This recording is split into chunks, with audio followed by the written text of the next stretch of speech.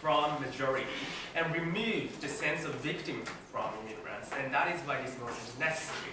I want to talk about two arguments from my speech. Firstly, depiction of vulnerability perpetuates and entrenches prejudice. Secondly, broadcasting successful story fundamentally shifts the perception from majority. Before moving on to argumentation, let me briefly define the notion and explain the model.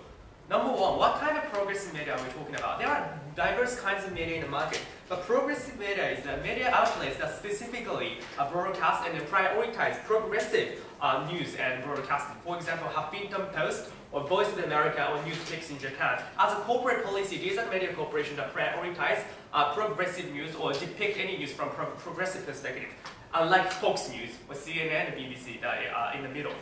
Secondly, what kind of successful story are we talking about? The best example is like sports. In, for example, France, many Algerian immigrants are being very successful soccer players. In Japan, like Mongolian small wrestlers are very successful. These are the very understandable example of that successful story.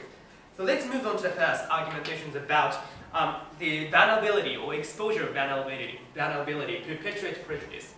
What we would like to claim is that because of current broadcasting overly emphasizing the vulnerability and social exclusion, majority think that immigrants are social burden. They are squandering resources and tax money. And this kind of trend and perception is fueled by media broadcasting and sensationalizing overly about exclusivity and vulnerability. For example, Fox News oftentimes broadcast the Turkish immigrants in Germany as if they are job stealers, for example. There are many Mexican immigrants in California. These are the kind of people who are recognized as a criminal or squandering limited tax resources so that California government, local government would be bankrupt in the near future. And this kind of negative trend is oftentimes taken advantage by right-wing politicians or nationalist party, for example. And these are the kind of individuals who leverage this kind of rhetoric to justify their racism, to internalize or institutionalize a racism policy. No, in fact, I will take it later. In this specific context, progressive media have duty and social responsibility to create a counter-discourse in order to highlight the positive aspect of these individuals. Because of its unique position in the market, these progressive media are the only institutions, only actors to generate and galvanize this kind of discourse so the public is able to take the straight balance and make informed choice about their democratic decisions. I'll take you now. So if we take the characterization of progressive media to your side, why does the majority of people watch these progressive media in the first place? Okay, that's my second argument, how this fundamentally shift the perception of majority. But even if people do not have an incentive to watch certain media, that's not mutually exclusive. That still happens on the other side with us. But the difference is, because these kind of progressive media aggressively broadcast successful stories, the casual viewers, such as the fan of the sports, for example, or fan of entertainment, or actors and actresses, these kind of younger generations are more likely to pay attention to the positive side of immigrants. And that's exclusive and a qualitative distinction between status quo and an afterground. Moving on to the second argumentation about how focusing on successful story fundamentally shift the perception the majority embrace. There are three logics. Number one, these immigrants are recognized as economic contributors. These people are making social contribution, economic contribution, or contribution to GDP growth, and these people are paying tax to the government. And because these people are recognized as a legitimate member of our country, as a supporter of the economy, these immigrants are able to get a sense of citizenship, and their citizenship is acknowledged by the majority.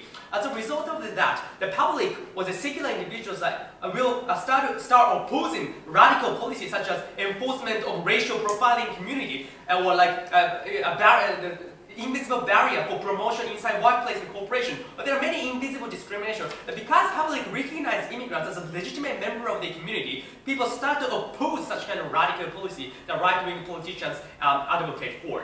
Secondly, it has symbolic effect. Just like example of sports, what happened in Japan is there are many Brazilian immigrants who are very successful in soccer, person like Ramos or Tulio. In small wrestling, there are many Mongolian small wrestlers that are very successful, like Asashoryu and Hakuho. In France, there are many Algerian immigrants are very popular soccer players. what happened is the immigrants have now a role model that symbolically represent their characterization from a positive perspective. So the younger generation in the same community are able to overcome their sense of inferiority and victimhood. Moreover, as I said before, the casual supporters or younger generations who are politically relatively neutral are able to sympathize with their story. For example, the many documentaries focus on the misery and hardship and suffering that these immigrants underwent in their youth. This kind of story is shared by a younger generation or even adults who are relatively swing voters in the political system. Yes, we acknowledge that for radical right-wing people, we can't do nothing. We cannot do anything about it. Neither can they. But what we'd like to focus on is vast majority of swing voters who are politically flexible. These are the kind of individuals who will casually sympathize with the story broadcasted by their progressive media corporation. That's how we fundamentally shift the culture. What we'd like to emphasize is this model or scheme is already successful in the area of sports. We are happy to extend this mechanism to politics or economics or any other professional industries. That's our strategy. Finally, about removal of internalization of victimhood. Many immigrants believe that they are weak, they are vulnerable, they are excluded from society, and they believe that they are the victims of social structures. And this kind of internalization of victimhood undermines their confidence.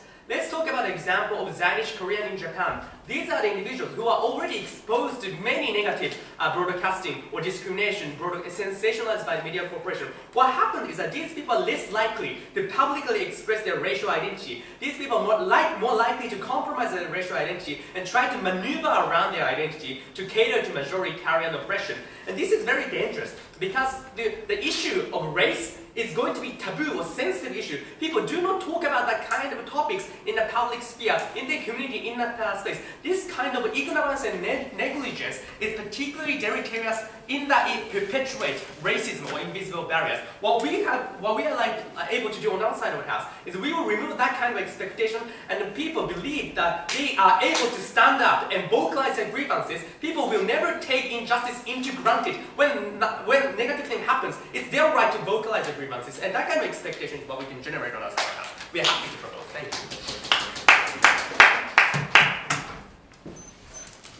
Thank you very much. Next, I'd like to go to the leaderboard position.